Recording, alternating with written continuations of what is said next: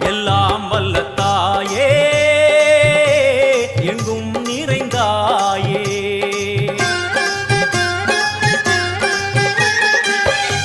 எல்லாம் வல்ல தாயே